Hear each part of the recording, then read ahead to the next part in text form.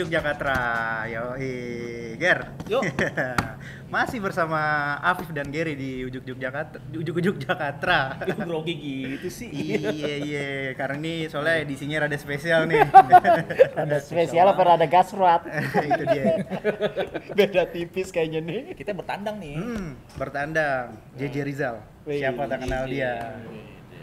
Bang, apa kabar? Baik, Sehat, Bang? sehat. Alhamdulillah, ya kan? Itu gemuk-gemuk amat pada. Enggak, ini bajunya doang nyempit. Badan mah kagak gini aja. Ya kalau kita tuh menua tuh nggak mungkin Eh. memanjang tapi Iya, melebar. Melebar. Kalau panjang serem, Bang. Melebarkan sayap. Mudah-mudahan acara kita nggak melebar ya. Iya, jadi ya, Bang. Tetap fokus. Fokus. Kalau udah ketemu JJ Rizal, pasti ngomonginnya soal sejarah aja. Tapi sejarah spesial nih, Vivi. Iya, betul lagi. Kali ini tuh lagi hangat diperbincangkan. Bukan hangat lagi, panas. Panas diperbincangkan soal Jakarta International Stadium yang diusulkan namanya untuk diubah ke Muhammad Husni Tamrin Stadium ya. Iya. Ya, Stadion Muhammad Husni Tamrin lah. Nah, itu rame di media sosial. Nah, salah satu yang memprakarsai atau mengusulkan lah ya, Petisi. memunculkan petisi di change.org itu adalah Bang JJ Rizal, ya kan? Iya lah, pasti Bang. Soal Muhammad Husni Tamrin ini mungkin orang banyak taunya dia itu adalah nama jalan kali, Jalan, terusnya nama museum, museum, rumah sakit. universitas juga ada kok. Universitas ada. Nah, banyak tuh, itu tuh lo kerja di mana? Di Tamrin gue kerja gitu kan. Iya. Nah, cuma banyak yang nggak tahu nih sebenarnya siapa sosok MH Tamrin ini. Itu dia. Nah, udah tahu kan kita mau bahas apa? Bahas Cokroaminoto gitu. Oh enggak. Tentu aja bahas Tamrin. Nah, secara umum nih Bang, mungkin warga Jakarta kan belum pada tahu-tahu banget nih siapa sosok MH Tamrin. Secara umum dulu siapa sih Bang beliau ini gitu? Ya pertama dia orang Betawi ya dalam artian urban ya karena dari garis ibunya itu ada darah Belanda, dari garis bapaknya dari darah Inggris. Coba bayangin ada dua aliran darah yang menyatu dan dua-duanya dari Eropa terus bergabung. Ada yang bilang unsur pribuminya adalah dari Tanete, dari Sulawesi gitu. Tapi yang paling menarik adalah dia keturunan dari keluarga yang memang dalam periode yang panjang itu menjabat yang dalam term kolonial itu disebut inlands komandan, pemimpin pribumi. Jadi bapaknya itu bukan orang biasa, sampai kalau kita pergi ke sawah besar tuh ada gang Wedana coba. Wah, jadi bapaknya tuh dulu Situ Wedana begitu. Nah, ya dia memang dia diproyeksikan nama keluarganya untuk jadi bagian perubahan dari jabatan inlands komandan karena ada desentralisasi Jadi ada sistem pembaruan birokrasi dan itu yang membuat Tamrin tuh dibayangkan oleh keluarganya untuk masuk ke dalam sistem yang baru dalam sistem kekuasaan birokrasi kolonial begitu. Nah, waktu itu kan kita juga tahu ya karena politik etis, kemudian kesempatan-kesempatan dibuka bukan hanya pendidikan tapi keterlibatan orang pribumi dalam sistem ya. Nah, sistem kolonial. Nah, masuklah itu Tamrin pertama dalam Mente, kemudian Mente itu Dewan Rakyat, Dewan Kota, kemudian dia masuk ke dalam Volksraad, Dewan Rakyat. Nah, cuma persoalan besarnya kan orang hanya tahu Tamrin ya, tokoh yang besar. Nah, kebesarannya itu sebenarnya mudah bacanya dari kenapa sih Soekarno naruh nama Tamrin itu di jalan yang paling prestisius. Betul. Ya, dan kenapa kemudian Tamrin begitu istimewa sampai Soekarno satu-satunya ngarsitekin kuburan ya hanya kuburannya Tamrin. Bayangin coba, saking istimewanya. Kuburan ya. Karet Iya, gitu ya. di karet itu kuburannya. Karet bifak. Coba lu cari siapapun yang meninggal tokoh bangsa yang diarsiteki langsung kuburannya sama Soekarno, nggak ada. Tamrin Cuma doang. Muhammad Husni Tamrin. Nah, bahkan batu-batunya itu Soekarno cari sendiri, ambil sendiri di Bogor. Bayangin coba. Dia cari, dia tunjuk, hujan besar. Kita kan bisa baca sebenarnya seistimewa apa Tamrin ini sampai seorang Soekarno begitu respect. Ya, begitu hormat begitu. Ya karena buat Soekarno orang kayak Tamrin itu orang yang pendapatnya menurut gue tuh sama dengan Gubernur Jenderal Diok. Pergerakan nasional itu nggak pernah masuk dalam masa yang begitu sulit untuk ditekuk, untuk ditaklukkan. Karena apa? Dia berjuang dalam sistem. Di dalam Sistem. Gimana dia bergerak di dalam sistem yang resmi begitu ya. Soekarno bisa ditekuk, Hatta bisa ditekuk, dibuang, Syahrir bisa dibuang gitu, tokoh-tokoh komunis bisa digulkan gitu. Tapi Tamrin nggak bisa. Nah, melalui sistem Hemente dia memulai sebuah politik kota, bayangin coba. Yang nggak pernah dibayangkan karena perkembangan kota di awal abad 20 dari persoalan kota kayak banjir gitu. Iya kan? Masalah perkampungan Bang ya. Iya, siapa yang nggak tahu proyek kanal banjir yang sekarang dianggap masih menjadi salah satu penyelesaian masalah banjir di Jakarta. Kemudian perbaikan kampung Perbatering ditiru oleh Ali Sadikin di tahun 1970-an. Kemudian dari harga kacang hijau, minyak goreng, minyak tanah, pajak uang kontrakan, terus gaji supir sado, gaji supir mobil, itu semua diurus sama Tamrin. Kemudian ketika dia masuk Volksrat, dia tetap di Hemente, dia menggabungkan antara perjuangan kota dengan perjuangan yang sifatnya lebih nasional. Ada ordonansi sekolah liar yang mau menghapus seluruh sekolah-sekolah yang didirikan kayak INS Kayu Tanam, bayangin coba, oleh Marasutan. Itu sekolah yang besar di Sumatera ya dan penting. Kemudian Taman Siswa begitu ya. Tamsis kena Ki Hajar. Makanya Ki Hajar tuh yang pidato waktu Tamrin meninggal, bayangin coba. Tahun 41 ya, 1941. Iya, itu ada foto-fotonya tuh dia. Nah, kemudian dia belain tuh. Nah, buruh di Delhi coba. Iya, yang Punala Sangsi. kontrak itu ya. Bulu kontrak. Dia pidato di apa? Jadi penggunaan bahasa Indonesia. Ya, kemudian lagu Indonesia Raya. Jadi banyak sekali ya, dan yang lebih gilanya adalah dalam politik orang mencari uang hari ini. Dia ngabisin duitnya yang dikumpulkan oleh keluarganya. Jadi dia mewakafkan seluruh duitnya. Nah, dari situ tuh kita bisa kenal. Kemudian ada gedung yang namanya sekarang jadi museum, itu gedung Permufakatan. Iya, Kenari, Permufakatan politik. Nah, itu dia bikin bareng Soekarno. Bayangin coba. Jadi dia gabung, terus bahkan Soekarno ditangkap di depan rumahnya ya. Ditangkap karena nggak kapok berpolitik kan, akhirnya dibuang akhirnya ya. Yang juga orang sering nggak bahas ya kalian berdua tahu lah. Iya kan, sepak bola gitu. Orang nggak ada yang tahu perjuangan di bola ya. Iya Bang, soal jasa nih Bang, jasa Tamrin terhadap Soekarno, kenapa sih Soekarno itu begitu membelanya Tamrin gitu, sampai kayak apa ya, yang tadi abang bilang spesial banget, sampai nama jalan yang vital aja pakai nama Tamrin. Kayak dia Soekarno baru keluar dari penjara Sukamiskin di Bandung. Iya, dia yang Tamrin kan dijemput. Yang jemput. Spesial apa sih Bang maksudnya? Sosok ini gitu. Sampai itu ya, apa? Astrap ya. Tendangan pembuka tahun 32 kompetisi PSSI. Kick off 32. 1932. Betul. PSIM lawan PJ. Iya,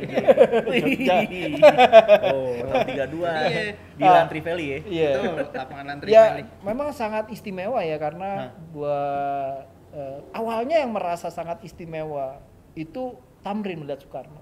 Karena Tamrin yang lebih tua ngerasa dia belajar dari Soekarno. Yang muda, yang lebih muda. Dari yang lebih muda. Dia sering datang ke fair handling atau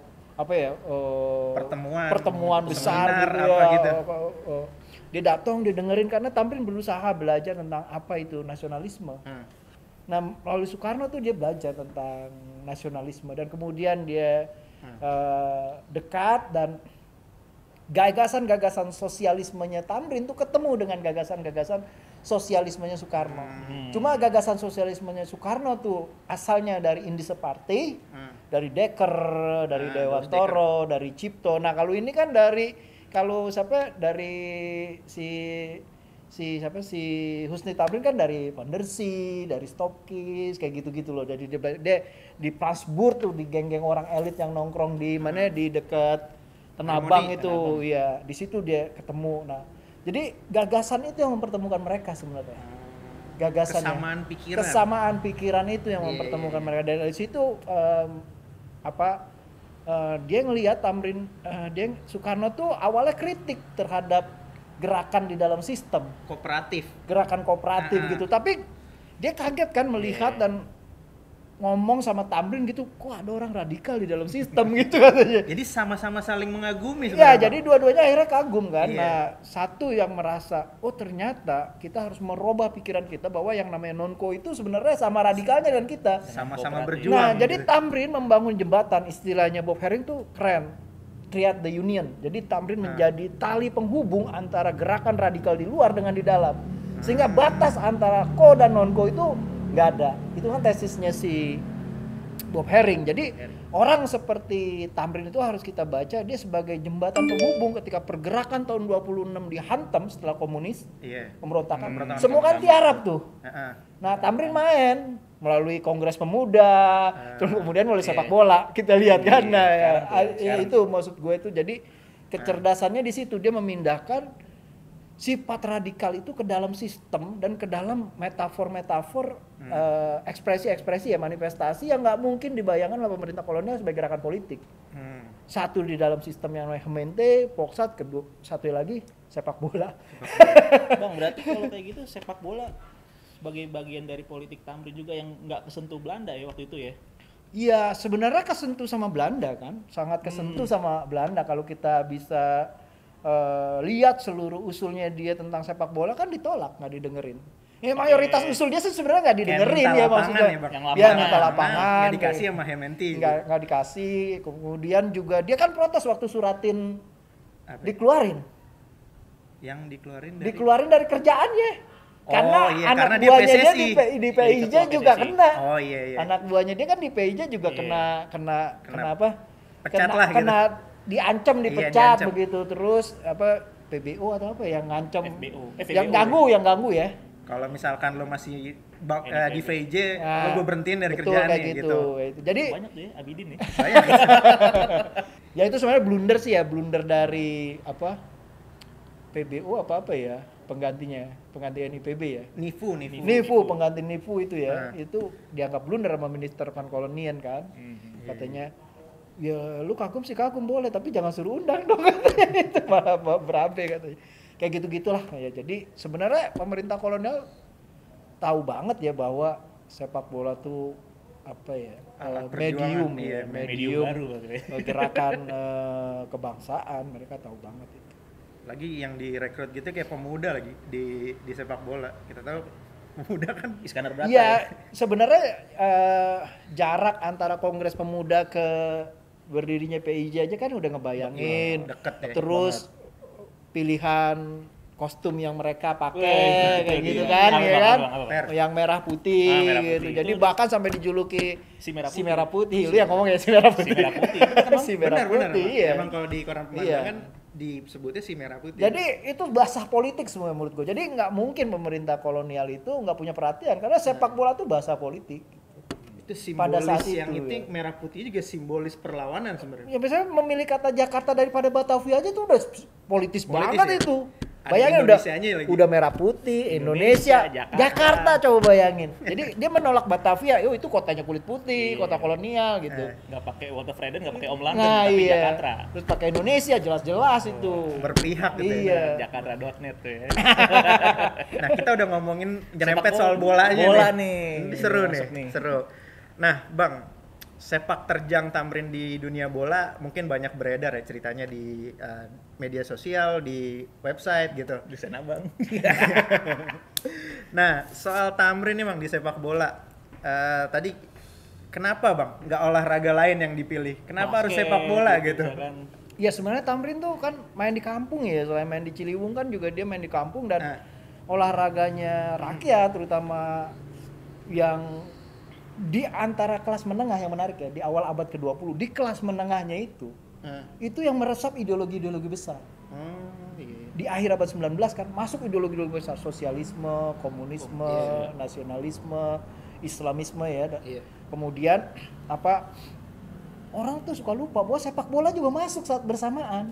Berbarengan dengan ideologi-ideologi besar itu. Sepak bola berbarengan masuk dengan komunisme, nasionalisme, terus sosialisme. Nah, tapi orang nggak pernah lihat yang satu masuk ke dalam kelas menengah, yang satu lagi namanya sepak bola kan masuk di perkebunan, di kampung-kampung berkembang begitu. Nah, itulah tempatnya, ruangnya Tamrin melihat bahwa dia gila nih Itu yang paling contoh paling gampang adalah lu baca tulisan dari Dr. Sutomo.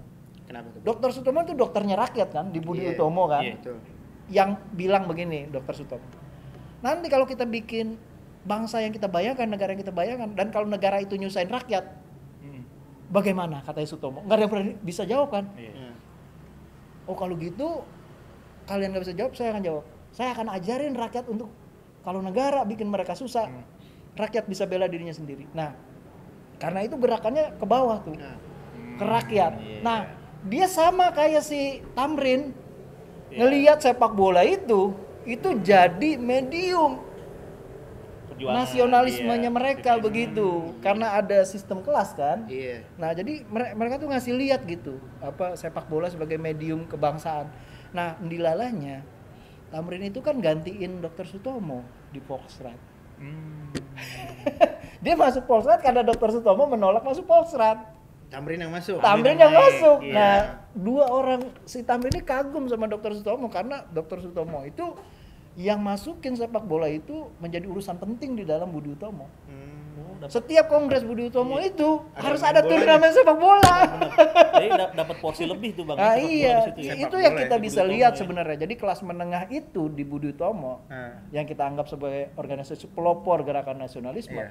Juga orang harus koreksi dibilang itu juga elit. Olahraga yang mereka pakai itu olahraga kelas bawah, Kelas rendah ya? kelas rendah. Bukan berkuda. Bukan. Iya, bukan Bukan golf. elit, bukan basket, bukan yang lu tanya-tanya itu, bukan balapan Grand Prix gitu Iya. ya, belum ada. Belum ada ya. Dulu udah tuh Bang ya. Iya. Nah, itu menarik menurut gue itu. Apa? Tapi kan bukan Tamrin doang kan yang jadikan sepak bola sebagai medium. Ada kayak Tan Malaka Ada, saat iya. itu gitu. Ada. Oto Iya. di Otto Bandung. Iskandar Dinata, ada Iya. Dr. Muwardi dan Ada. lain-lain gitu. Heeh. Ya memang sepak bola tuh apa ya? Seksi kali. Bukan hanya Sampai sekarang seksi sih, Bang. bukan hanya seksi, memang organisasi-organisasi kepemudaan sebelum tokoh-tokoh ini terlibat dan menjadi tokoh yang besar ya, kayak Hatta begitu ya di organisasi awalnya dia itu di Sumatera. Itu kan juga terkenal gibol.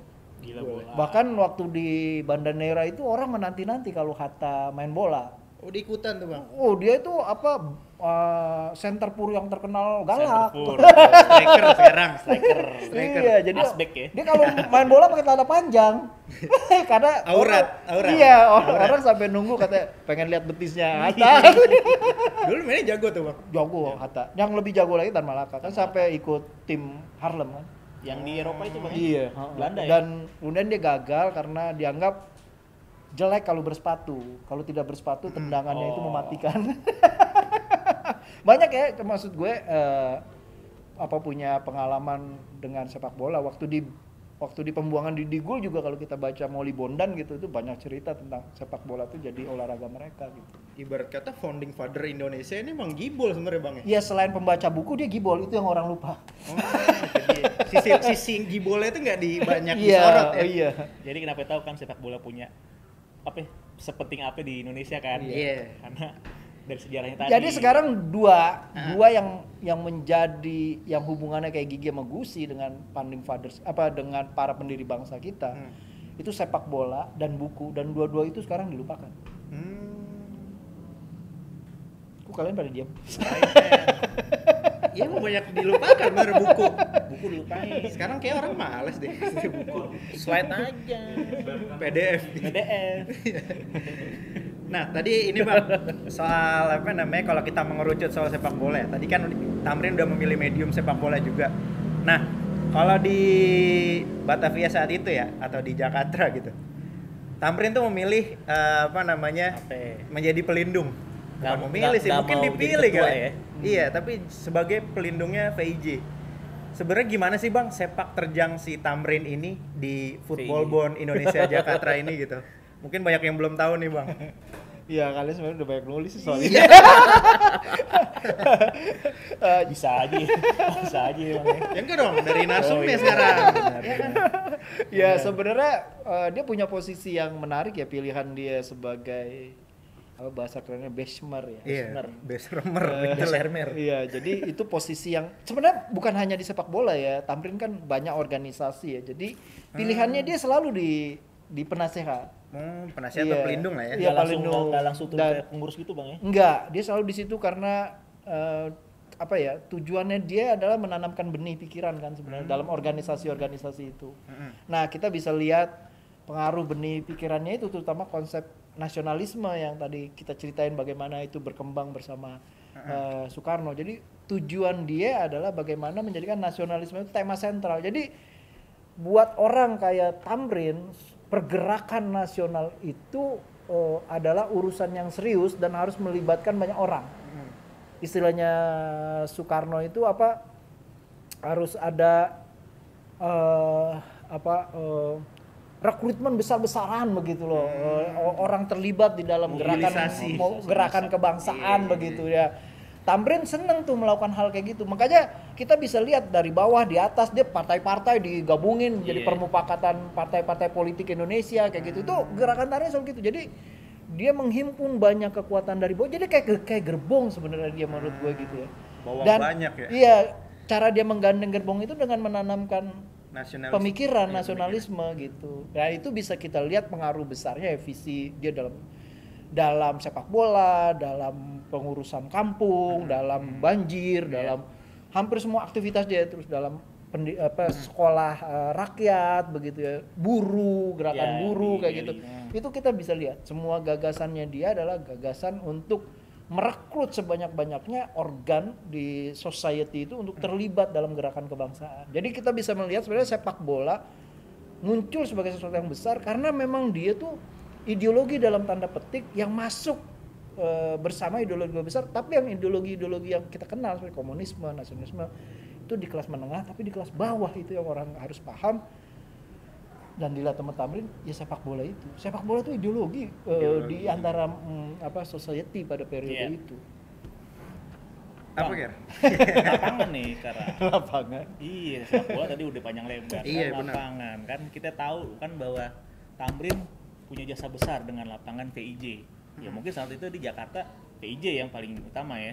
Dengan memberikan 2.000 gulden kepada VJ untuk membenahi lapangan-lapangan biar dia bisa yang layak lah. Iya, main di situ karena kan lapangan kebutuhan fundamental lah gitu. Iya. Dan apakah itu juga ini Bang menjadi kayak wah ini kayak push buat pemerintah Belanda bahwa wah orang lokal udah punya lapangan nih Bang gitu Bang. Kan tadinya belum. Iya, apakah itu jadi cara yang ampuh untuk menekan. Iya, lapangan itu menjadi penting banget. Kenapa Tamrin tuh buru-buru ngeluarin duit kan untuk mendapatkan lapangan sepak bola yang layak gitu ya. Karena menurut 2.000 gulden nggak sedikit Bang ya. Iya. Itu dia puasa 2 bulan gaji loh. Hitungan gajinya seriusan. Gue ngitung gajinya di Volkskrad itu 2.000 gulden. Kira-kira berapa sih itu kalau dinilaiin sekarang, Bang? 2.000 gulden itu 2.000 gulden tuh berapa? Triliun nggak sih Bang nyampe? Enggak, miliar. Gulden di mata uang Belanda. Iya, dulu ya. Ya, maksud gue kita harus lihatnya Tamrin itu terlibat ngeluarin duit itu kan di tahun 30-an. Iya. Di tahun 30-an itu kan tahun-tahun yang penting gerakan kebangsaan itu istilahnya perang di rumah kacakan gitu loh. Ya, jadi pemerintah kolonial semakin represif gitu ya. Nah, Tamrin itu berusaha mencari medium-medium lain yang membuat bagaimana gerakan nasional itu tidak dibaca sebagai gerakan politik. Makanya kemudian kita mendapati tahun 32 Soekarno kan kick off kan. Akrab ya. Iya. Kenapa di lapangan itu? Karena Tamrin memindahkan lapangan politik ke lapangan sepak bola. Ada maknanya. Iya. Karena memang tahun itu seluruh gerakan politik kan tiarap. Nah, tapi kan kemudian publik bisa ngelihat pemimpin kita udah hadir kembali di tengah kita gitu. Jadi gue ngelihat Tamrin tuh ngeluarin 2.000 gulden itu bukan hanya dia ngelihat sepak bola dalam artian olahraga, tapi jauh lebih besar lagi itu arsenal politik gitu. Itu dia. Arsenal politik kebangsaan itu. Kata-kata yang kita dengar arsenal politik tuh. Meriam. Iya, meriam politik gitu. Dan dia melihat itu kan kemudian dia sampai bikin yang kalian suka cerita itu kan. Si gemuk sama si Kurus, jago kolot itu ya. Iya, pertandingan itu kan dia pengen jadiin lapangan sepak bola panggung politik. Iya kan, di situ hadir tokoh Volkskrad, non Volkskrad. Jadi orang bisa lihat nggak ada Eko dan Nonko gitu. Dan itu di lapangan sepak bola, bayangin coba. Jadi 2.000 gulden itu buat Tamrin itu harus dikeluarkan karena apa? Itu punya nilai yang jauh lebih besar dari sekedar sepak bola. Olahraga ya. Iya. sepak bola itu adalah medium kebangsaan. Di titik itu sepak bola itu punya jasa penting terhadap nasionalisme Indonesia dan arah menuju kita merdeka. Kalau itu menurut gue durhaka kalau kita lupa itu tuh. Soal tamrin. Soal tamrin sepak bola dan bagaimana sepak bola menjadi ruang politik ketika politik itu direpresi. Ruangnya hanya sepak bola. Yang terlewatkan tuh sepak bola juga ikut memerdekakan Indonesia. Soalnya di suratnya Soekarno gitu ya, yang kalian juga ikut memproklamirkannya gitu tuh. Nah itu juga yang penting, Soekarno yang gue baru kebayang ya, kenapa Soekarno setelah Ikada itu dipindahin kandangnya Persija dari Ikada ke Menteng. Lu ngebayangin nggak Menteng itu kan Vios ya? Iya. Elit Belanda. Lambang Belanda, paling bonafit ya kan, paling ngehe ya, paling rasis gitu ya.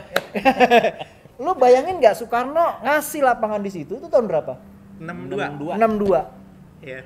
Di depan lapangan Vios itu jalan apa? Cokroaminoto ya? Husni Tamrin, Bos. Oh, yang seberang. Dulu jalan Java itu belum jalan Cokroaminoto. Javaweg, iya. Tapi di depan jalannya itu kalau kita lurus itu kan langsung jalan utama ya. Langsung ngantung konten itu, langsung jalan apa? Jalan Muhammad Husni Tamrin. Itu gue pikir Soekarno sebagai apa ya? Sebagai arsitek dan mengubah poros kota kolonial menjadi kota nasional, dia taruh itu Persija dikasih di Vios dan di depannya ada Jalan Tamrin. Itu sebenarnya mengingatkan suratnya dia bener-bener gue berutang budi banget sama nih orang gitu, sama sepak bola. Tamrin nih. Iya sama Tamrin, sama sepak bola gue berutang budi banget. Jadi nggak ada tuh kesebelasan yang ditaruh menghadap langsung Jalan Tamrin. Lu disuruh mikir, Bos. Suruh mikir, suruh ingat. Ini orang penting, Bos. Sepak bola sama gerakan kebangsaan ini jadi satu. Lu lihat ini dalam tata kota ya, tata ruang. Tata ruang. Gue taruh nih ngadep, Bos. Iya, langsung ke jalan. Dia di porosnya, Bos. Bayangin lu lihat tuh apa yang gantung konten. Yang sekarang dibilang apa? Tugu selamat datang. Itu kalau lu tarik lurus itu kan pas banget. Vios. Yang ngilangin Vios. Dari situ tuh wah dosanya besar itu. Besar dosanya menurut gue. Karena dia nggak ngerti Soekarno, kita maafin aja lah. Kalau dia belajar Soekarno, dia mudah-mudahan insaf. Iya, makanya sangat disayangkan Menteng hilang. Kehilangan Menteng ya. Iya. Ternyata banyak cerita. Markas sejatinya itu menurut gue ya memang harus di Menteng. Jakarta Pusat. Karena dia bagian dari gerakan politik. Dia harus ada di Wealth of Freden. Pusat kota. Iya, di pusat kota. Di Tamrin situ supaya dia ingat visi sepak bola kebangsaan itu. Ataupun kalau misalkan mau diuruk jadi museum, Bang ya. Centang perenang itu nggak jelas. yes, karena lu hilang dari akar historisnya, lu kata Soekarno akan jadi monyet dalam gelap. Nah, sekarang jadi monyet dalam gelap tuh kan. Bang, kalau Tamrin itu kan kok grogi sih? Langsung grogi. Tamrin itu kan maksudnya dilahirkan dari tadi punya keturunan ada Belanda, Inggris. Dia kaya sih, Bang ya. Maksudnya crazy rich gitu. Tapi dia yang buat rich. Kayak apa ya? Ya dia crazy rich yang menurut gue bener ya. Kalau crazy rich sekarang kan pamer-pamer doang. Flexing. Jadi sekarang itu dia necis ya. Necis tapi gak ideologis. Nah menariknya Tamrin kan dia necis tapi ideologis. Dia punya pikiran, punya wawasan, punya visi. Visi kebangsaan yang diturunkan dalam banyak visi pengajaran, visi bahasa, visi sepak bola, begitu. Visinya banyak, visi kampung, visi tata kelola air gitu. Semuanya tuh visi nasional menurut gua, visi yang besar. Dan makanya menurut gua kalau ada orang ngomong udah di Jalan Tamrin, udah ini Tamrin, lu nggak tahu besarnya jasa Tamrin itu semetet istilah orang Betawi gitu loh. Matahari Jakarta iya gitu loh. Lu secara Soekarno tuh besar, tapi bagaimana cara Soekarno menghormati Tamrin, lu baru ngerti. Spesial apa nih orang? Ngerti. Berarti tuh Menteng salah satu cara Soekarno untuk menghormati Tamrin. Iya, sampai desainnya kan dia mikir. Lu harus paham Soekarno tuh arsitek. Dia bukan hanya arsitek of nation ya. Tapi dia arsitek dalam artian arsitek ketika dia ubah kota nasional jadi kota kolonial jadi kota nasional. Itu kan menarik di tahun 62 ketika dia menyempurnakan Jakarta jadi kotanya dia. Kok ditaruh di situ? Satu menurut gua ada sejarah dengan Vios kan. Ija sendiri kan, lu inget terus kan? Terus juga di Ikada juga sebenarnya kandang Hercules, kan ditaruh di Ikada gitu. Iya itu kan bayangin coba. Ada kayak simbolis gitu, simbolis yang orang nggak ketahuin gitu, rahasia di baliknya. Enggak, yang paling gampang bacanya sebenarnya gini. Kenapa nama-nama jalan itu Oranye Boulevard diganti jadi Jalan Diponegoro. Jan Pieter Sungkun Straat diganti menjadi Jalan Sultan Agung. Iya kan? Van Hoots Boulevard, Cut Mutia, Teuku Umar. Aceh ya? Iya, jadi dia opposite gitu. Iya, lawannya. Nah, sepak bola juga ditaruh kayak begitu. Lawannya Hercules, lawannya Vios, ya kan? Itu bacanya begitu. Kalau kan Vios paling elit tuh. Elit di Menteng. Iya. Ada klub bola di Menteng ya. Jadi itu proses nasionalisasi sebenarnya menurut gue. Jadi nasionalisasi ruangnya Belanda kolonial yang rasis ditaruh di situ sepak bola. Kebalikannya. Iya, kebalikannya. Ngerti Bang. Sepenting itu ya. Sedih nggak lo Menteng dulu? Sedih sih. Oh sedih ya. Emang ada yang nggak sedih? Sedih Per? Iya. Bisa. Sekarang Persija ada di mana? Di mana Per? Sekarang. Iya, Rasuna itu kantor. Lapangan. Yang jelas sebenarnya yang kita perlukan adalah museum. Benar. Pengingat. Selama kita nggak punya museum yang otoritatif gitu, yang baik, yang yang diurus dengan serius begitu ya, dilakonin dengan serius, maka kita selamanya akan gelap tentang apa sebenarnya sepak bola kita. Kalau kita selamanya gelap tentang sepak bola kita, maka selama itu pula sepak bola kita nggak punya karakter. Iya. Dengan sejarah yang begitu besar, lu bisa bikin komparasi ke negara-negara yang lain begitu ya. Sejarah itu menjadi penting. Maksud gue profesionalisme Tamrin kan visi sepak bola yang paling menarik kan, dia percaya betul bahwa visi sepak bolanya dia adalah sepak bola Indonesia itu lahir dari diterima sebagai medium nasionalisme begitu. Nah, itu visinya dia yang paling menarik menurut gue ya tentang sepak bola gitu. Bang, nih gue mau nanya nih, soalnya kan kita Jakarta ada stadion paling baru nih Bang. Itu yang ditunggu-tunggu berarti itu ya. Sebenarnya itu di obrolan ini ya. Daripada nunggu ini ya. Tadi ngalor ngidul panjang lah gitu kan. Soal ini nih Bang, stadion baru. Jakarta International Stadium udah berdiri megah nih Bang.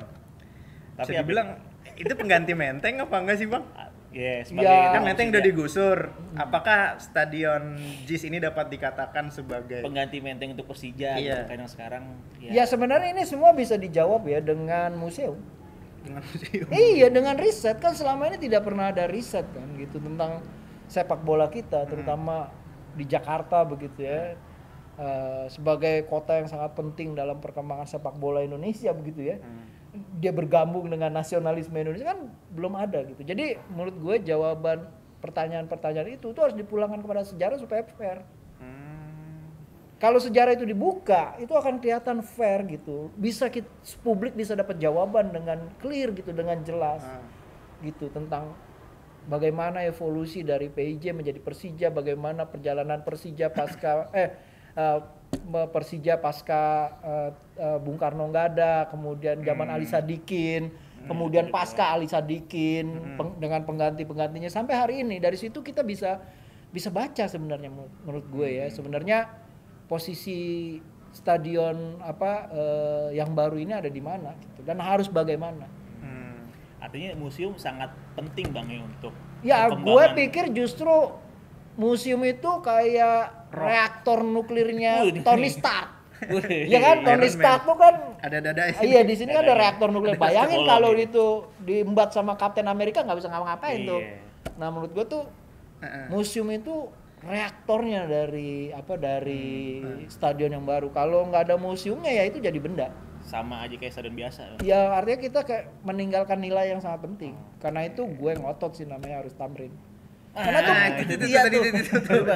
Bang, ente tuh ngotot banget nih sampai bikin petisi gitu. Itu apa sih yang bikin abang sampai harus menggerakkan gue harus bikin petisi nih? Iya, sebenarnya kan orang lihat petisi itu baru sekarang ya.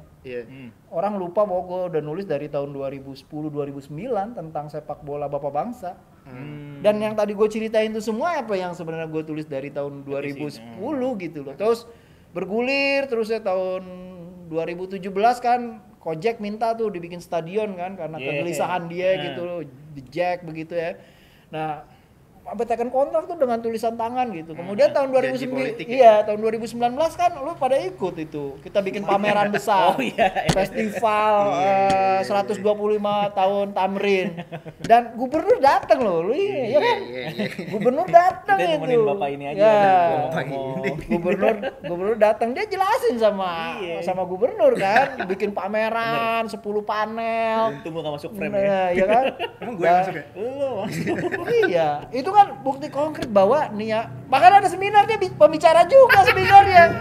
Dari lapangan PIJ menuju Stadion MH Tamrin. Gue sama dia sama Kojak. Mendingan nanya dia aja langsung. Iya. Jadi dia jangan buang badan aja dia. Saya nanya itu dia. Aduh. Buang badan aja dia. Dia berdua mau buang badan tapi wawancara gua. Kagak, Bang. Narsumnya justru ini kan? Iya, tapi grogi juga nih. Deg-degan juga.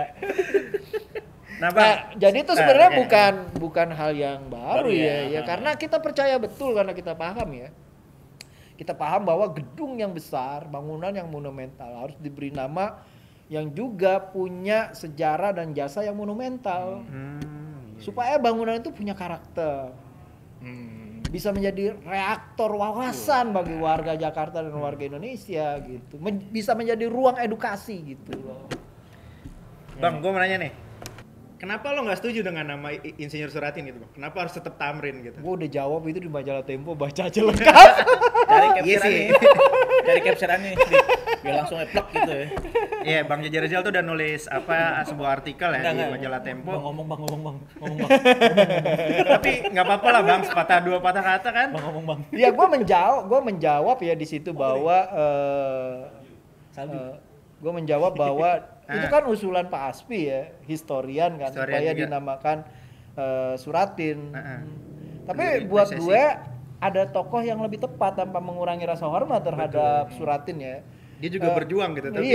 Tapi menurut gue apa yang dibayangkan oleh Suratin itu tentang PSSI itu sulit terwujud tanpa ada PIJ. Sementara PIJ itu reaktornya itu ya Husni Tamrin. Jadi ketika PSSI itu dibentuk itu kan paling menarik adalah masa di mana wibawa Husni Tamrin di PIJ begitu kuat. Iya kan? Bahkan ada yang bilang kan Suratin ke Jakarta kan? Sebelum mendirikan PSSI. Nah, sebelum mendirikan PSSI di Hotel Binnenhof Keramat. Iya kan? Berserta rombongan kos pulang baru bikin PSSI kan? Iya. Dan kita tahu banget ya lu juga pada riset pada nulis kan bahwa kita nggak tahu apa PIJ itu kan pemrakarsa lah. Bukan, ini inisiatornya ya. Woi. Ini kembang lu, tahu nggak kembang apa ini? Di belakang pohon salam, ini lagi berkembang, makanya begini. Sakura bang.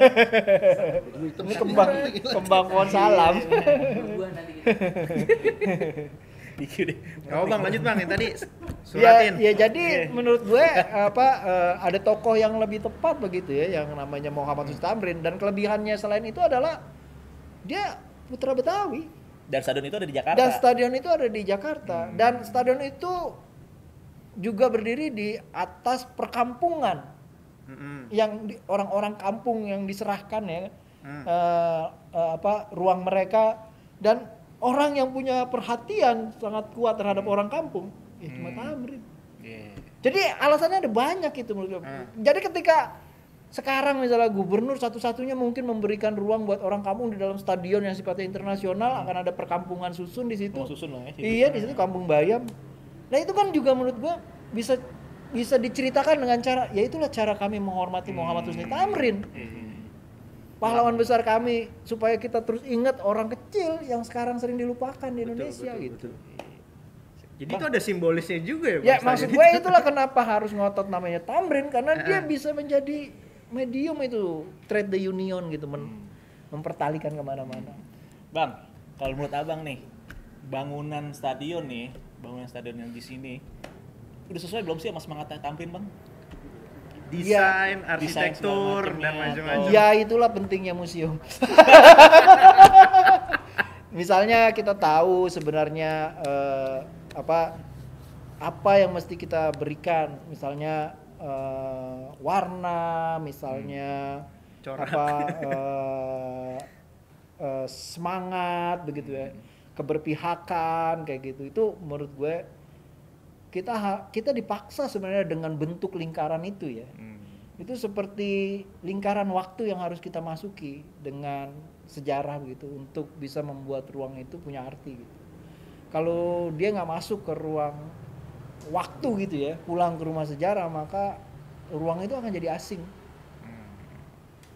Kosong. Akan nyasar, akan sesat, begitu salah pilih gitu. Kayak gitu-gitu. Halus juga ya. Emang jangan langsung gitu lah, gimana Belok kanannya. Pakai sen Bang ya. Mau break dulu Pak Ceper? Lanjut. Gimana Pak Afif? Pas 3 menit. Apa yang mau dibahas ada? Masih sih sebenarnya, cuma kayak nggak cukup kalau misalnya ini. Kalau kayak gini sampai subuh nih bener nih. Bahas ya. Heeh. Bahas warna oranye dong. Nah itu. Lubangnya kan oranye. Nah itu. Tadi udah disinggung. Tadi udah. Udah boleh Iya, dibahas. belok kanannya enak nih tadi. Iya. Bang, oke langsung aja lah ya ke inti pertanyaannya. Gitu, ngalir. Kita kan tahu gitu, semangat tadi kita udah disinggung bahwa semangatnya VIJ ini semangat merah putih gitu. Ada simbolis. Ini udah sesuai belum sih Bang sama stadion dan bangunan yang dibangun gitu? Iya, sebenarnya menurut saya stadion yang dibangun itu kan tanda pulihnya ingatan gitu. Jadi ketika orang pulih ingatan itu dia nggak bisa langsung jalan gercep gitu loh maksudnya, nggak bisa langsung melangkah dengan benar begitu, masih ada goyang-goyangnya. Jadi kalau hari ini misalnya ada yang keliru-keliru, menurut saya sih kita maafin dulu. Tapi kalau misalnya setahun, 3 tahun, 4 tahun lagi masih ada yang keliru, ya itu harus kita kasih ajar begitu. Ya. Misalnya soal warna begitu ya, ya harusnya kita harus pulihkan kembali bahwa warna yang historis dalam persepak bolaan Jakarta, karena dia sepak bola nasional, simbol nasionalisme Indonesia dan tumbuh di kota tempat tumbuhnya nasionalisme Indonesia, yaitu warnanya merah putih gitu. Semangat itu yang Iya. di VIJ itu kan. Jadi kita menganggap ini pintu lah, pintu keinsapan. Katanya Tamrin kan, semoga lu pada lekas mendusin. Nah, paling nggak lu udah pada mendusin sekarang. Gitu. Mendusin sih. Iya. Hening nih. Iya. Ini katanya kalau istilahnya di TV namanya dead air. Bener. Terekam nggak sih? Kamu dikat yang ini. Duh. Pak Arif? Gue cukup ini sih terkesima dengan penjelasannya Bang Jaja Rizal. Gue selalu terkesima kalau Bang Gigi ngomong. Iya. Soalnya apa ya, dia tuh yang gue nggak sangka-sangka gitu. Apa ya? Kayak tadi soal bolak-balik yang apa namanya, simbol kolonialisme diganti nasionalisme. Ternyata ada makna di balik itu. Identitasnya punya makna tuh ya. Betul. Ya itu kan menunjukkan bahwa lu nggak bisa sembarangan memberi nama. Soekarno tuh pikirin betul itu. Betul. Jadi dia memberi nama, tempatnya di mana begitu. Itu penting Mas Soekarno karena buat dia kota dan seluruh isinya itu adalah ruang memori. Iya kan? Memori yang harus dipelihara karena sebuah bangsa itu nggak bisa punya pikiran nggak bisa bertahan panjang tanpa memori, karena dengan memori itu dia punya inspirasi. Dengan inspirasi itu dia akan belajar dan dia punya masa depan. Kan hidup dijalani ke depan tapi dipahami ke belakang. Ya kan?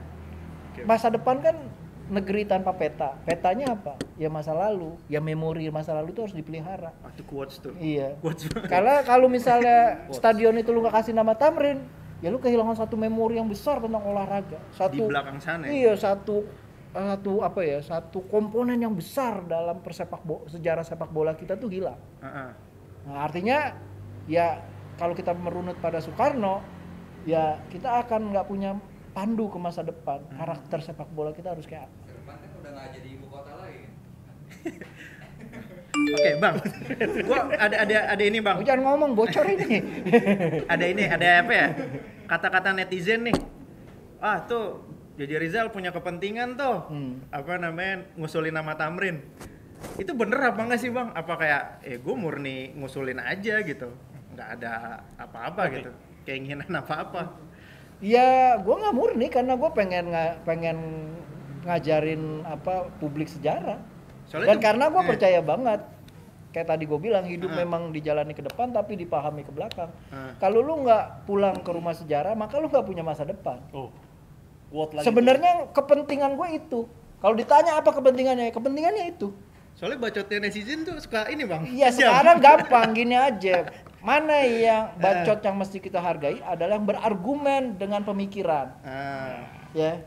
Kalau dia berargumen tanpa pemikiran, ya menurut gue kita nggak usah ladenin, buang umur istilah orang Betawi.